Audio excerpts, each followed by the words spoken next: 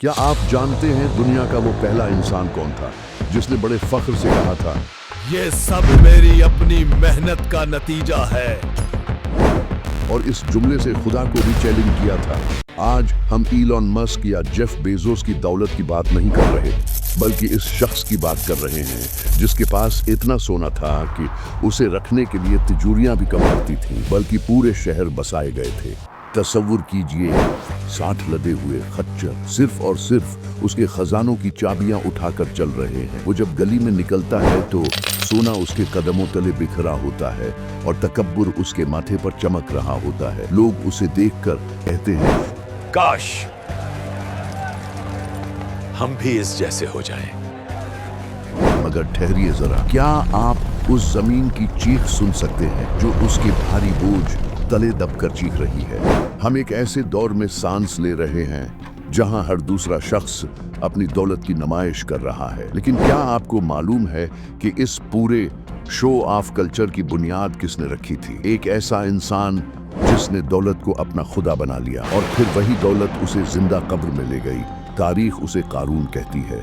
अगर मैं उसे कहता हूं इंसानियत की सबसे बड़ी इबरत, आज की इस वीडियो में हम सिर्फ किस्सा नहीं सुनाने जा रहे, बल्कि इस घिनौनी साजिश का पर्दा चाक करेंगे जो एक अरबपति ने एक खुदा के नबी को बदनाम करने के लिए रची थी।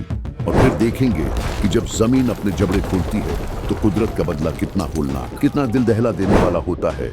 चलिए अब देखते हैं कारून के जवाल की वो दास्तान जो शायद आपने पहले कभी इस जाविये से नहीं सुनी। कारून कोई अजनबी नहीं था, उसका ताल्लुक बनी इसराइल से था और वो हजरत मूसा अलैहिस्सलाम का करीबी रिश्तेदार था। ये कहानी हमें मिस्र के उस दौर में ले जाती है जब फिरौन का जुल्म उरूज पर था, लेकिन कारून का सितारा अपनी ही कौम के बीच चमक रहा था। शुरुओं में कारून ऐसा नहीं था, वो एक इंतहाई गरीब लेकिन निहायत ज़हीन इंसान था। उसकी आवाज में ऐसी मिठास थी कि जब वो तौरात की तिलावत करता तो सुनने वाले वजद में आ जाते। लोग उसे उसके इल्म और इबादत की वजह से इज्जत देते थे। लेकिन फिर तारीख का रुख बदला। उसके हाथ कीमिया का इल्म लग गया, वो इल्म जिसके जरिए आम धातों को सोने में बदला जा सकता था। जैसे जैसे उसका इल्म बढ़ा, उसकी तिजोरियां भरना शुरू हुए और इसी के साथ उसके दिल में तकब्बुर का जहर फैलता गया। वही इंसान जो कभी रहमान का बंदा कहलाता था, अब अपने नफ्स का कैदी बन चुका था। अब जरा तसव्वुर कीजिए उसकी दौलत की उस इंतहा का जिसका जिक्र कुरान ने इन अल्फाज में किया कि हमने उसे इतने खजाने दिए थे कि उनकी चाबियां उठाना एक ताकतवर जमात के लिए भी मुश्किल था। अरबी में उसबह का लफ्ज इस्तेमाल हुआ है जिसका मतलब 10 से 40 ताकतवर मर्दों की जमात है। मुअर्रिखीन बताते हैं कि 60 से जायद लदे हुए खच्चर सिर्फ इन चाबियों को लेकर चलते थे जो खजानों के तालों की थी। ये चाबियां लोहे की नहीं बल्कि खास चमड़े की थीं ताकि वजन कम हो, मगर पहलवानों की फौज इन्हें उठाते हुए थक जाती थी। कारून ने अपने लिए एक ऐसा महल तामीर करवाया जिसकी मिसाल तारीख में नहीं मिलती। महल की दीवारों पर सोने के पत्रे थे और फर्श कीमती याकूत का था। वो जब बाहर निकलता तो एक शाहाना जुलूस की सूरत में निकलता।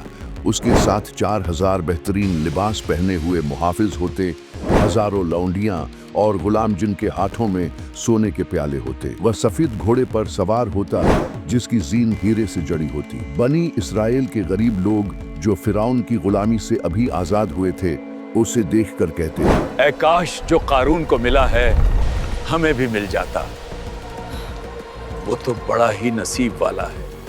मगर वहीं कुछ ईमान वाले भी थे जो उसे नसीहत करते, कारून इतना न इतरा, अल्लाह इतराने वालों को पसंद नहीं करता।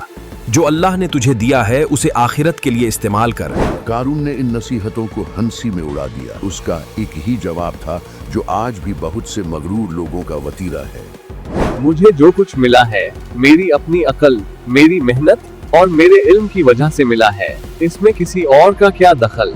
एक जुमले ने अल्लाह के फजल को निकाल दिया और नफ्स को ताज पर बैठा दिया। उसने समझा दौलत उसकी ताकत है। इसे क्या पता था कि जिस जमीन पर वो इतरा कर चलता है किसी को अल्लाह का हुक्म मिलने वाला है। फिर वो वक्त आया जब हजरत मूसा अलैहिस्सलाम पर ज़कात का हुक्म नाजिल हुआ। जब आपने कारून से कहा, अपने माल का एक हिस्सा गरीबों को दो, तो कारून को अपना सोना जान से प्यारा लगने लगा। उसे लगा कि ज़कात तो उसकी मेहनत की कमाई पर डाका है। उसने न सिर्फ ज़कात देने से इनकार किया बल्कि हजरत मूसा अलैहिस्सलाम को बदनाम करने की एक घिनौनी साजिश तैयार की। कारून ने एक बदकिरदार औरत को लाखों अशरफियां देकर खरीदा ताकि वह हजरत मूसा पर बुहतान लगाए। मजमा लगा हुआ था। कारून तकब्बुर से बैठा था कि अब मूसा अलैहिस्सलाम की इज्जत खाक में मिलेगी, लेकिन अल्लाह को अपने नबी की हिफाजत करनी थी। ऐन उसी वक्त जब उस औरत से गवाही मांगी गई, उसके दिल में अल्लाह का खौफ आ गया और उसने रोते हुए सच उगल दिया। मूसा पाक है, कारून ने मुझसे झूठ बोलने की रशूद दी थी। इस जिल्लत के बाद कारून का गुरूर टूटने के बजाय गुस्से में बदल गया। तब हजरत मूसा अलैहिस्सलाम का दिल भर आया और आपने अल्लाह से दुआ की। अल्लाह ने फरमाया, आए मूसा, मैंने जमीन को तुम्हारे ताबिए कर दिया है। हजरत मूसा ने जमीन को हुक्म दिया, आए जमीन, इसे पकड़ ले। अभी अल्फाज खत्म नहीं हुए थे कि जमीन ने कारून के पैरों को जकड़ लिया। जब जमीन उसके घुटनों तक आ गई तो वो डरा। जब कमर तक धंसा तो वो चिल्लाने लगा, ऐ मूसा, मुझ पर रहम करें, अपनी कराबतदारी का वस्ता। लेकिन आज न दौलत बोली न ताकत। जमीन फटती गई और वो अपने आलीशान महल, अपने सोने के पहाड़ों और खजानों समेत मिट्टी का रिस्क बन गया।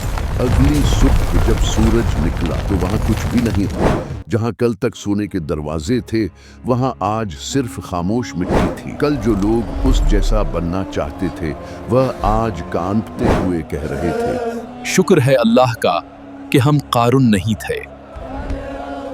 उनकी आंखों के सामने दौलत का झूठ नंगा हो चुका था। आज सदियों बाद भी कारून का नाम इबरत की एक दास्तान है। ये वाकया हमें सिखाता है कि कामयाबी का गुरूर इंसान को अंधा कर देता है।